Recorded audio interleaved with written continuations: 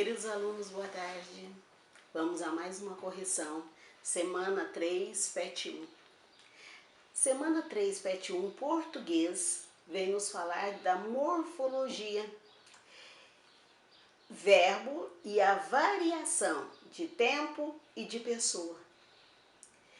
Ela tem uma pequena orientação aos pais e responsáveis, onde fala assim: converse com sua criança sobre a atividade do dia.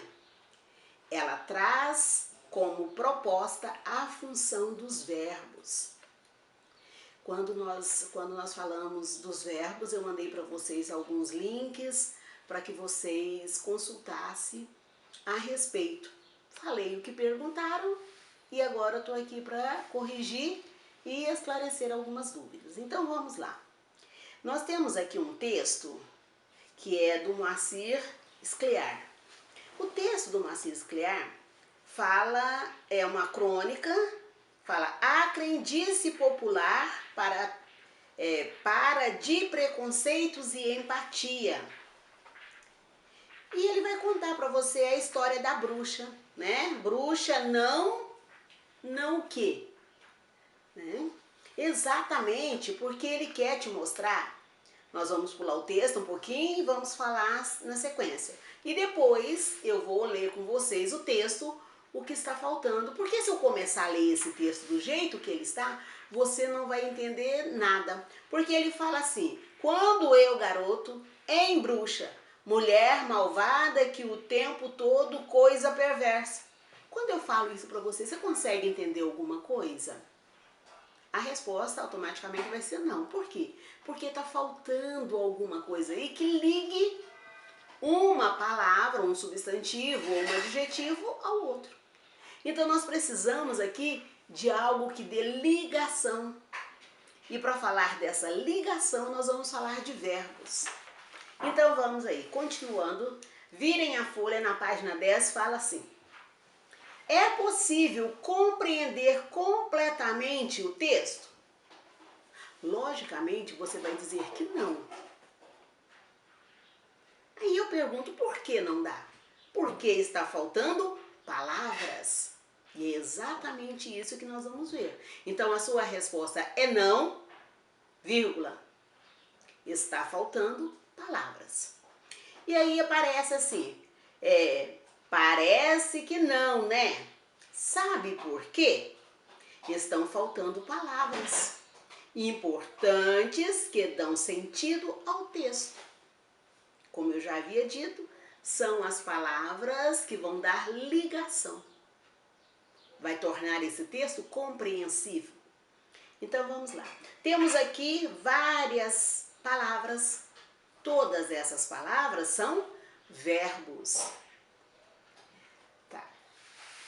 Quando você percebe todos esses verbos, você vai fazer o quê? Você vai voltar ao texto e vai ler. E aí você vai descobrindo quais são os verbos que deverão ser colocados no texto para que aí ele possa fazer sentido. Então vamos lá. Nós temos aí bruxa não existem. A crônica de Moacir Scliar usa a crendice popular para tratar de preconceitos e empatia. Ó, agora você já sabe do que eu estou falando, então vamos continuar. Quando eu era garoto, acreditava em bruxas, mulheres malvadas que passavam o tempo todo maquinando coisas perversas. Os meus amigos também acreditavam nisso. A prova para nós era uma mulher muito velha, uma solteirona que morava numa casinha caindo aos pedaços no final de nossa rua.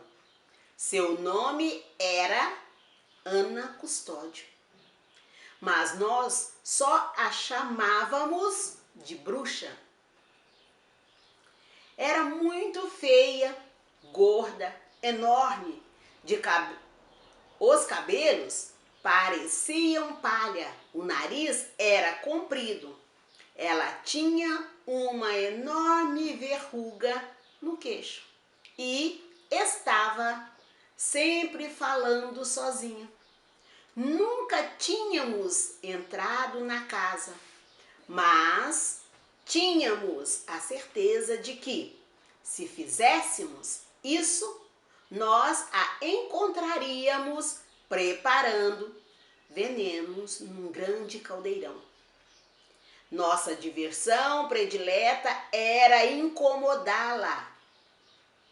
Volta e meia, invadíamos o pequeno pátio para dali roubar frutas. E quando, por acaso, a velha saía à rua para fazer compras no pequeno armazém ali perto, corríamos atrás dela gritando: bruxa, bruxa! Um dia encontramos no meio da rua um bode morto. A quem pertencera esse animal, nós não sabíamos, mas logo descobrimos o que fazer com ele: jogá-lo na casa da bruxa. O que seria fácil, ao contrário do que sempre acontecia naquela manhã, e talvez por esquecimento, ela deixara aberta a janela da frente. Sob comando de João Pedro, que era o nosso líder, levantamos o bicho, que era grande e pesava bastante. E com muito esforço, nós o levamos até a janela.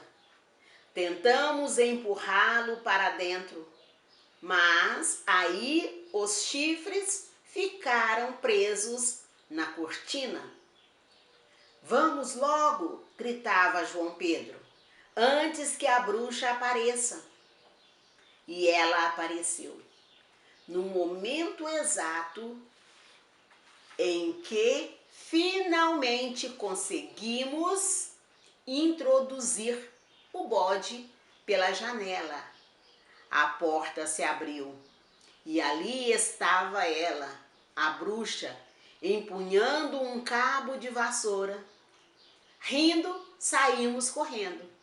Eu, gordinho, era o último. E então aconteceu. De repente, enfiei o pé num buraco e caí. De imediato senti uma dor terrível na perna e não tive dúvida, estava quebrada. Gemendo, tentei me levantar, mas não consegui. E a bruxa, caminhando com dificuldade, mas com o cabo de vassoura na mão, aproximava-se. Àquela altura, a turma estava longe. Ninguém poderia me ajudar. E a mulher, sem dúvida, descarregaria em mim sua fúria. Em um momento, ela estava junto a mim, transtornada de raiva. Mas aí viu a minha perna e instantaneamente mudou. Agachou-se junto a mim e começou a examiná-la com uma habilidade surpreendente. Está quebrada, disse por fim. Mas podemos dar um jeito. Não se preocupe, sei fazer isto. Fui enfermeira há muitos anos, trabalhei em hospital, confie em mim. Dividiu o cabo de vassoura em 3 pedaços e com eles e com seu cinto de pano, improvisou uma tala, imobilizando-me a perna. A dor diminuiu muito e, amparado nela,